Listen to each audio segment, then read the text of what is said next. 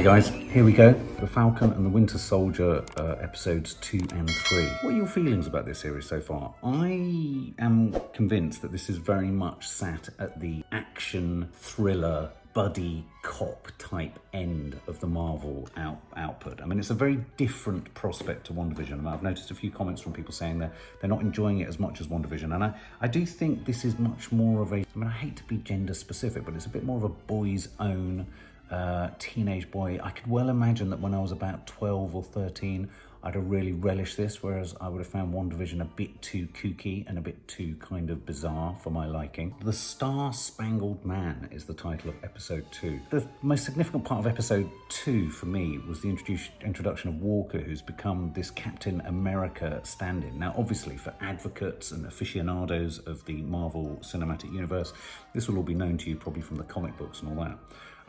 I'm just responding literally to what I see in this series with a very patchy comprehension of the whole nuanced details of Captain America and his relationships with Winter Soldier and all that kind of stuff. I'm reacting to this as a series that's landed on Disney Plus, which I want to watch without having to go back and watch everything else. And it's not disappointing me. I think there's a lot that's really good in this. I think it's fascinating that we have a stand-in Captain America and what that means for him in terms of his masculinity and his authority. And I think the guy playing him is really good. I mean, he looks like, you know, the proper sort of American hero. And yet I'm feeling at the back of this, the inference or the suggestion that, you know, Anthony Mackie or the Falcon has missed out on something here. Has he been overlooked? Is there that sort of background competitive feeling between the two of them? Obviously, Anthony Mackie was given the shield, and you know, Walker is now the kind of newly anointed Captain America. So I thought I liked the beginning of this episode where he was in the locker rooms, and you know, there was the really beautifully executed, I thought, music with the fanfare of the cheerleaders and the band players on the American football pitch as he appeared on Good Morning America. I really liked all that. There's something about the quality of the way in which these Marvel series are shot. It's beautiful camera, luscious colours, primary colours, very comic book. And so, you know, this is one of those episodes where essentially, you know, Sebastian Stan and Anthony Mackie, Falcon and the Winter Soldier, they head off on a mission. Sebastian Stan invites himself. He sort of jumps on a huge airplane and they throw themselves out of airplanes and they land.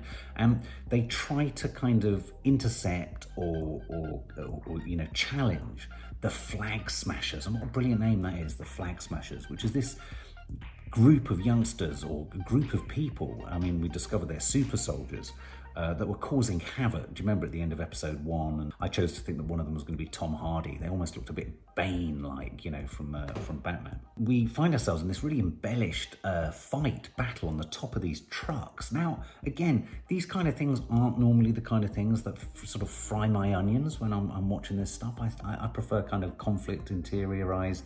I'm not a big fan. Sometimes I find the action fights can get a bit too busy, and so you're struggling actually to even see how cleverly orchestrated and choreographed they are.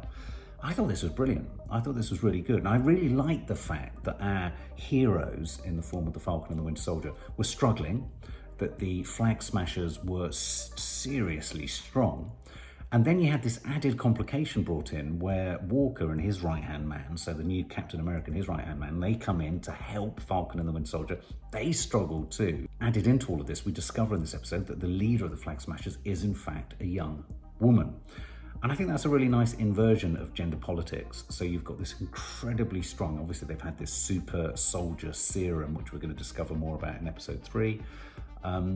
And these Flag Smashers, I was just reading up about them. The Flag Smashers are a group that feel that life was better during the blip. So this is all connecting back to that blip, Thanos's click of the fingers, click of the thumb, and the way in which half of everyone just vanished. I'm getting vibes from the Flag Smashers that they're a sort of Robin Hood outfit, that they might be a force for a perceived sense of malevolence and villainy, and yet in a weird way, are they looking for, do they have their own mission that perhaps in and of itself isn't necessarily a bad thing? It's that thing of, you know, what one person's terrorist is another person's freedom fighter.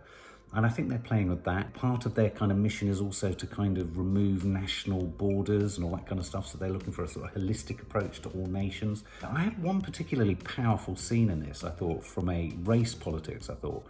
was really powerful. When they went to meet Isaiah, who was a soldier who was fighting in Korea, and I believe fought against the Winter Soldier. And his fury, he was obviously one of the very first super soldiers.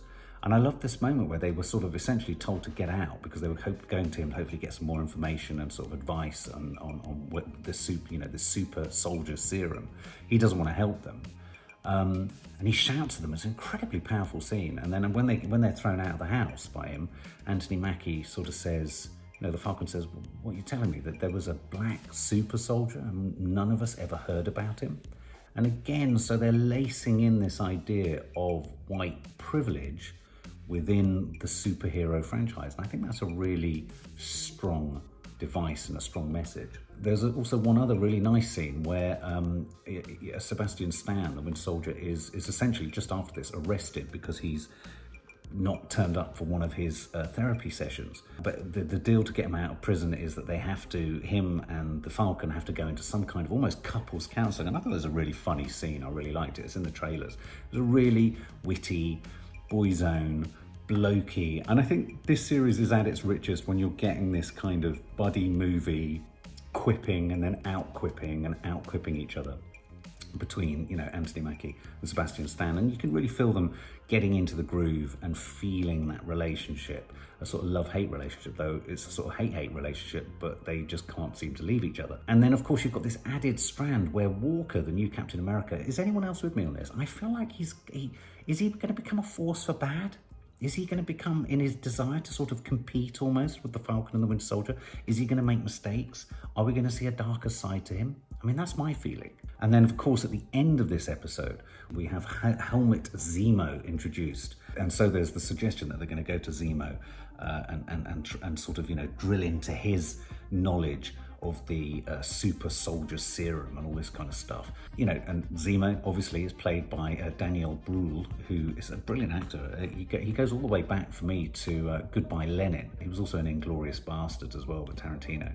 So we've got this sort of arch villain being brought back in at the end of episode 2. Then episode 3, you've got this brilliant sort of opening scene where essentially there's a prison breakout for Zemo. Okay, the believability of it is a bit thin, but it's a way of getting him out. And again, it's that twisted loyalties. This once villain is now going to be working potentially with the Falcon and the Winter Soldier to try and stop these flag smashers, these super soldiers. And then there's a scene, one of my favourite scenes so far, actually, or favourite settings so far in the Falcon and the Winter Soldier, was a trip to Madripoor, where they're walking across this bridge. And so you've got this unlikely threesome now of the Falcon, the Winter Soldier, and Zemo. And Madripoor was giving me all sorts of Blade Runner vibes.